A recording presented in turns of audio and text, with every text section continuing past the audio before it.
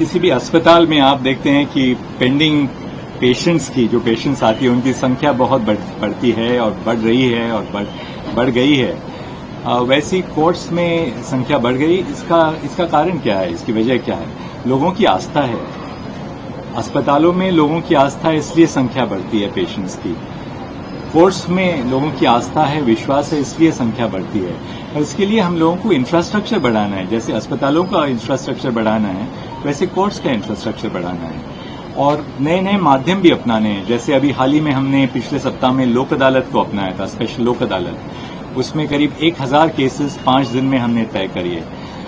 इस साल गर्मी की छुट्टी में 6 सप्ताह जब सुप्रीम कोर्ट नॉर्मली रिसेस पे रहता है, 21 बेंचेस ने काम किया और 21 बेंचेस ने काम करके 4000 केसेस की सुनवाई की और उसमें 1170 केसेस का निवारण हो गया।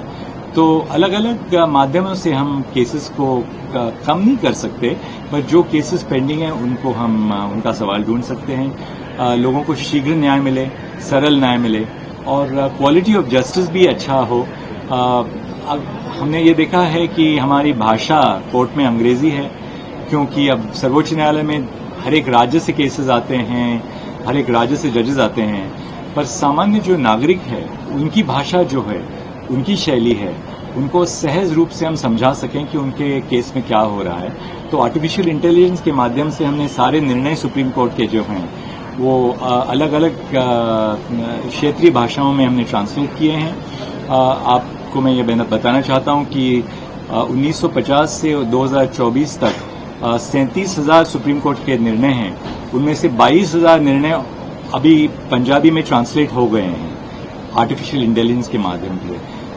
36,000 से ज्यादा निर्णय हिंदी में ट्रांसलेट हो गए हैं। तो हर एक जो संवैधानिक भाषाएं हैं जो हमारी कॉन्स्टिट्यूशन में रिकग्नाइज की हैं, सारे निर्णय उन भाषाओं में हम ट्रांसलेट कर रहे हैं। सुप्रीम कोर्ट का हम लाइव स्ट्रीमिंग कर रहे हैं, सीधा प्रसारण कर रहे हैं, ताकि लोगों को समझ में आ जाए कि उनके मामलों को कितनी गहराई से विचार विमर्श रहता है सुप्रीम कोर्ट में।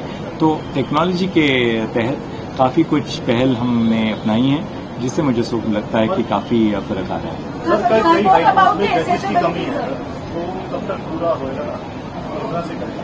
देखिए, जजेस की कमी होना इसकी अनेक कारण हैं। कई राज्य ऐसे हैं, जैसे इलाहाबाद उच्च न्यायालय, जिसके 160 जजेस की संख्या है। अब 160 जजेस मिलना, उनके लिए इंफ्रास्ट्रक्चर तैयार करना कोई आसान बात नहीं है।